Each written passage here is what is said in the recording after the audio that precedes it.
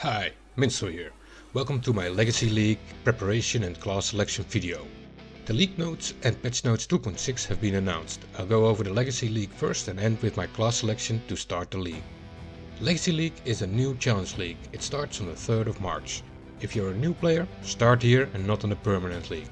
This is the place where all the action will be. For the first time you'll have the option to go solo self-found for bragging rights, but it's better to start in the general league so you can take advantage of the early league economy. The Legacy League is the ultimate flashback league, as in a league where special features from the past all return, making for one ultimate extravaganza. As a result, everything is supersized, the action and the loot. The stars will align a lot, making this league a challenging place to survive, with all implications for hardcore characters that will have to tread lightly. With the leagues from the past returning, so will all the long lost unique items. We will see a wide variety of niche builds, enhancing the fun factor to the max. Leagues will be activated using league stones, so you will have control over your own legacy experience. These activated leagues fit the endgame perfectly. Mapping will be more fun than ever. That's why it's recommended to choose a build that excels at just that, so you can enjoy Legacy League while exploring the Atlas right off the bat. The combination of map mods, Atlas Sextant mods and multiple league mods is something we have never experienced before. It will be awesome. It's good to refresh your memory of old league mechanics. I've made a video for a complicated one, the Talisman League, so feel free to visit my channel and check it out. The Legacy League comes with a set of 40 challenges for you to complete. An overwhelming task, but nice to keep track of. I'm a sucker for these challenges and set it as my goal to complete them.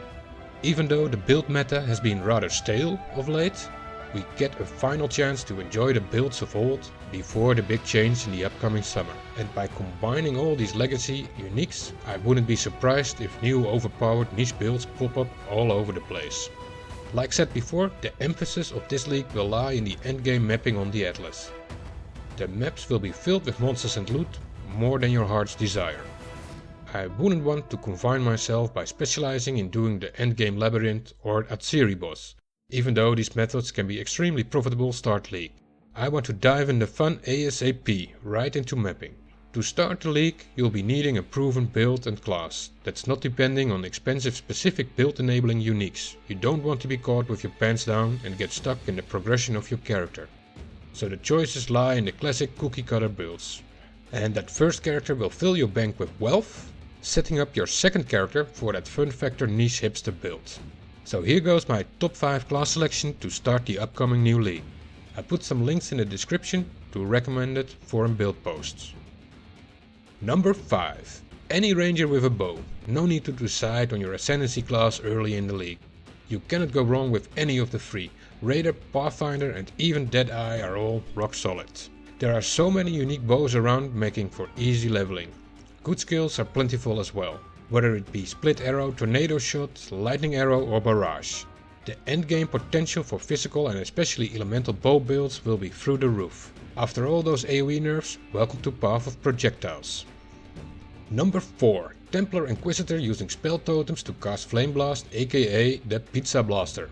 While your totems are clearing packs of monsters, you keep yourself busy walking around picking up the fat loot. You'll never have to be afraid when activating Legacy League encounters. Place your totems and watch the carnage from a safe distance. The build crits to burn your opponents and by doing so overcomes all resistances of monsters. It's absolute murder. Number 3.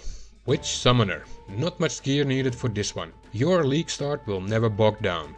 Self-found raging spirits are rock solid, zombies have been buffed, and for endgame the specters will be completely overpowered, with the emphasis on batshit crazy overpowered. There have been a lot of changes to unique items, so you have an easy time commanding your army of darkness through all content. The only thing that's keeping this choice from number 1 spot are disconnects. Unstable server and internet connection cause disconnects, forcing you to raise your army from scratch again. Number 2. Witch Occultist. Whether you go Essence Drain or Bladevortex, these builds hold their own while keeping the cost of your items to a minimum. This class can swap its life or energy shield with CI fairly early, and extra curses enables you to trivialize the hardest content in the game. Trust me, in Legacy League that will be a very hard game indeed. The Occultist is an endgame monster. You can find a solid build called Pure Chaos in my channel. with plenty explanations. Number 1. The Berserker. The easy access to extra damage and leech makes this the perfect league starter. Start with the biggest two-hander you can find, kill monsters with Earthquake and or Ancestral Warchief. Then later transition into an Ancestral Warchief unarmed build enabled by the unique facebreaker gloves. Into, wait for it, a stunlock facebreaker. Yes, stunlocking endgame bosses is back. You cannot go wrong with this one. Good defense is absurd overpowered offense. The difficulty level in the Legacy League will spike up real high, real fast. There's nothing better to deal with that than by destroying the target before they can hit you. I especially love the new buff red blade Templar boots. There are more good sources of gear for this build than ever. And if you find yourself facing the most deadly bosses in the game, you have the potential of transforming your Berserker into a game-breaking stunlocker. Last but not least, don't forget to update your loot filter and make sure you set your biggest sound alarm to the new Ancient Relic key to pick up foiled versions of the best unique items in the game. Well, a happy new league to you, see ya and thanks for watching.